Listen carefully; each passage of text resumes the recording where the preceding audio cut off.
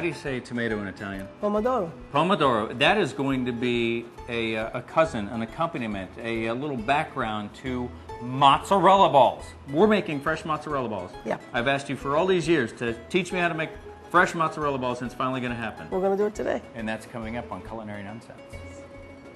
This is the first time that we've had a for real professional chef in the Culinary Nunnsense kitchen. Enza Huff from Enza's Italian Restaurant. That's at the Mandarin Landing where the Whole Foods is. And every single time I go, Cindy and I, we always ask for pretty much the same things. Mozzarella balls always tops the list. How many times have I said, Enza, how do you make mozzarella?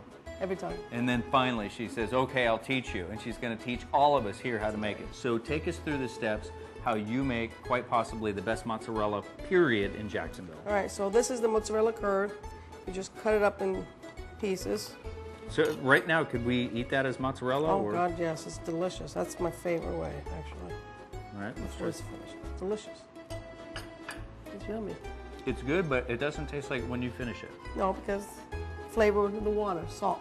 All right, well, let's see what we do next. So take it to the bowl, and then you break it up with your fingers, real small. Wow, look how it comes to pieces. Yep. So it is like a curd like any other cheese curd where you can break it into, like I always thought it would be real gummy and sticky. No, just breaks it up, just like that. So step one is the curd to, what is this, the broken up pieces of curd now? Pieces curd. Okay. And then what we do is take it in the bowl, and you take a couple of handfuls. Just so. So this is the way real Italians do it. There's no measurement. It's a couple of handfuls. I don't measure. So then you take some liters of hot water. So the addition of just hot salted water, water temperature was up to about 180 degrees here. Yes, and you just fold it in. And this basically melts the curd so you can turn it into... Smooth, cheesy, comes together like pizza dough. So what was once all these little pieces, now that you've added the water to it, it's starting to look like this again, sort of like a curd. But softer, so we can form it the way we want it. And it's got flavor, of course, because it gets salt in the water. That's what the salt is. So the water, by the way, if you're trying this at home, you want a really salted water, something that's like you're going to cook pasta and maybe just a little bit more salt. That's right. That is so cool how it comes back together. Yeah. So when you get it like that, take it and you pour it into the ice. So you have your ice flavored. So we're straining the mozzarella water, but we put the ice in. So what do we do with the ice now? Just leave it there, because you're going to need it for when you take these. Aha. All right. So that's going to go into an ice bath? And you see how you have it? It's nice and smooth. And you just kind of squish it. Form the ball. Pinch it. Just like that. Drop it in the hot, cold water. So then it just kind of locks it in. Let me ask you this: how many hundreds of these do you think Probably you do 100. a night? Probably 100. We serve 6 per order. But you also use this when you cut it up in caprese salads, in the pomodoro, or penny caprese. When we do penny caprese. And the penny caprese also, and that's when it's melted in there with the pasta. Different sizes, and I'm going to do a bigger one so we can do it with the tomato. So when you're at the grocery store, you've probably seen these in these little plastic tubs. These would be, what do they call them? The bocconcini? Bocconcini. The little bites, and this one would be... The bigger one for when you do the capreses. These are the ones like you would slice. Right. Okay.